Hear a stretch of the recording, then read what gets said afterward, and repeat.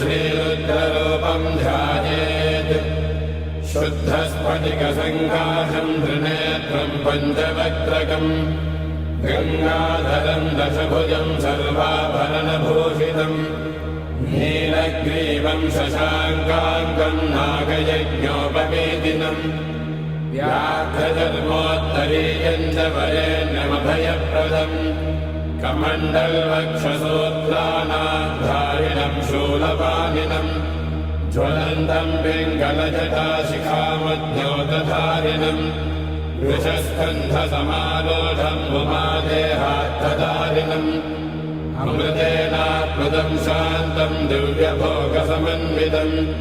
दिग्देवतासमायुक्तं सुरासुरनमस्कृतं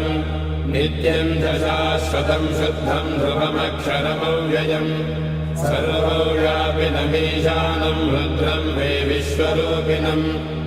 एवं ध्यात्वा द्विजः सम्यक् ततो यजनमारभेत् अथातो रुद्रस्नानार्चनाभिषेकविधिं व्याख्यास्यामः आदितयेव तीर्थे स्नात्वा उदेत्य शुचिः रजतो ब्रह्मचारी शुक्रवासादेवाभिमुखः स्थित्वा आत्मनि देवता स्थापयेत् प्रजनने ब्रह्मा तिष्ठतु पादयोर्विष्णुस्तिष्ठतु हस्तयोर्हरस्तिष्ठतु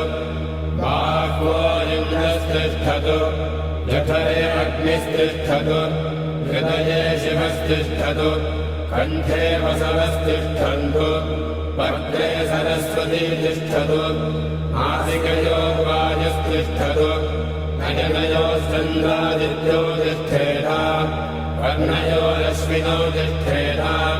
ललाटे रुद्रास्तिष्ठन्तु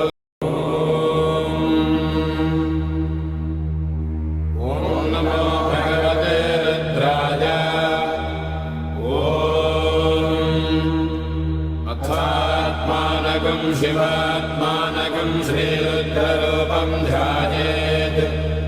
शुद्धस्फटिकसङ्काशं त्रिनेत्रं पञ्चवक्त्रकं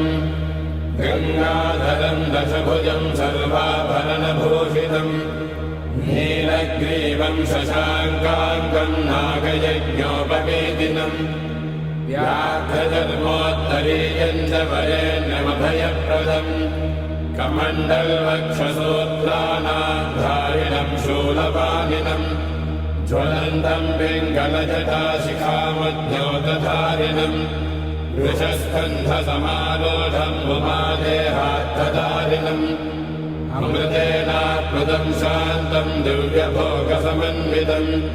दिग्देवतासमायुक्तं सुरासुरनमस्कृतं नित्यं च शाश्वतं शुद्धं ध्रुवमक्षरमव्ययम् सर्वव्यापिनमीशानं रुद्रं वै विश्वरूपिणम् एवं ध्यात्वा द्विजः सम्यक् ततो यजनमारभेत् अथातो रुद्रस्नानार्चनाभिषेकविधिं व्याख्यास्यामः आदितयेव तीर्थे स्नात्वा उदेत्य शुचिः रजतो ब्रह्मचारी शुक्रवासादेवाभिमुखः स्थित्वा आत्मनि देवता स्थापयेत् प्रजनने ब्रह्मा तिष्ठतु पादयोर्विष्णुस्तिष्ठतु हस्तयोर्हरस्तिष्ठतु बाह्वोरिन्द्रस्तिष्ठतु जठरे अग्निस्तिष्ठतु हृदये शिवस्तिष्ठतु कण्ठे वसवस्तिष्ठन्तु वक्त्रे सरस्वती तिष्ठतु नासिकयोर्वायुस्तिष्ठतु नयनयोश्चन्द्रादित्यो तिष्ठेता कर्णयोरश्विनौ तिष्ठेता ललाटे रुद्रास्तिष्ठन्तु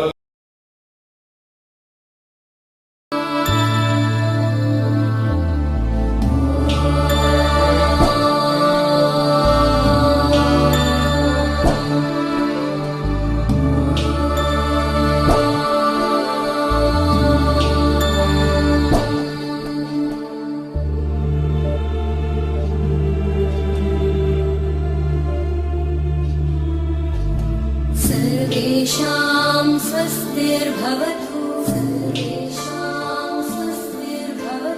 सर्वेषां